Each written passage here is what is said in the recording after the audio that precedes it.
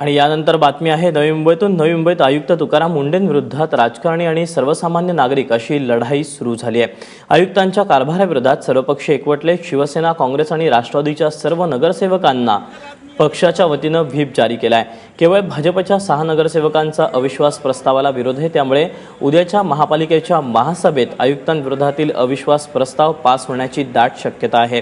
दरम्यान दुसरीकडे नवी मुंबईकरांनी मुंढेंना वाचवण्यासाठी सेव्ह तुकाराम मुंढे मोहीम सुरू केली आहे। त्यामुळे वादामध्ये कुणाची सरशी होणार हे येत्या काळातच स्पष्ट होईल।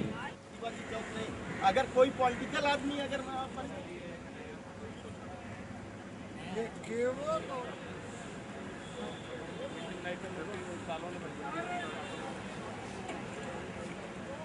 हा कमिशनर एक नंबरचं काम करतोय। इथून मागचे कमिशनर नवी मुंबईकरांना नावाशिवाय माहीत नव्हतं। आता त्यांच्यावर अविश्वास येतोय।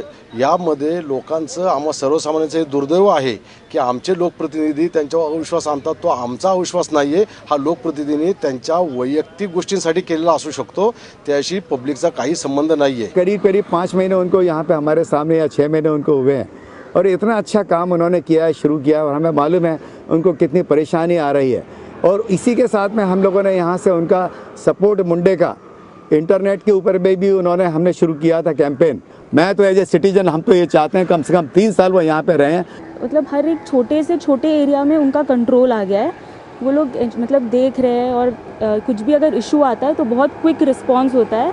अभी क्या है कि पहले म्यूनिसिपल कॉर्पोरेशन ऑफिस में जाते थे तो कोई भी बात किसी की नहीं सुनता था। सारे जो हैं कोई आदमी अपने टेबल पर नहीं मिलता था, कभी कुछ लोगों को चक्कर लगाने पड़ते थे। तो जब से मुंडे साहब आए हैं, जब से उन्होंने ई गवर्नेंस शुरू किया, वहाँ अभी वहाँ वार्ड ऑफिस में जाइए या हेड ऑफिस में जाइए, कहीं भी जाइए, ऑटोमेटिकली आपके काम हो जाते हैं। आपको जाने की ज़रूरत भी नहीं पड़ती है और ज़्यादा परेशान होने की ज़रूरत नहीं पड़ती। जे महानगरपालिकेचे आयुक्त आहेत, कमिशनर आहेत, ते अतिशय धडाडीचे आणि सर्वसामान्य नागरिकांच्या समस्यांची जाण असलेले आणि जाण नसले तरी त्या समस्या जाणून घेण्यासाठी तत्पर असलेले अशा प्रकारचे अधिकारी म्हणजे तुकाराम मुंढे साहेब आहेत। मला असं म्हणायचं मुख्यमंत्र्यांना की त्यांनी यामध्ये गांभीर्याने दखल घेऊन नवी मुंबई महानगरपालिकेत चाललेला जो घोटाळा आहे, जे काय गोष्टी आहे, जे प्रकार आहे, सर्वपक्षीय जेव्हा 14 लाख लोकांसाठी येणारं पाणी 30 लाख लोकांसाठी वापरलं जायचं, त्यावेळेला सर्वपक्षीय एकत्र का न आले?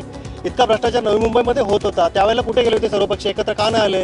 हा एक सर्वसामान्य नागरिक म्हणून आम्हाला ह्या राजकीय लोकांना विचारायचं आहे, ह्या नगरसेवक लोकांना विचारायचं आहे।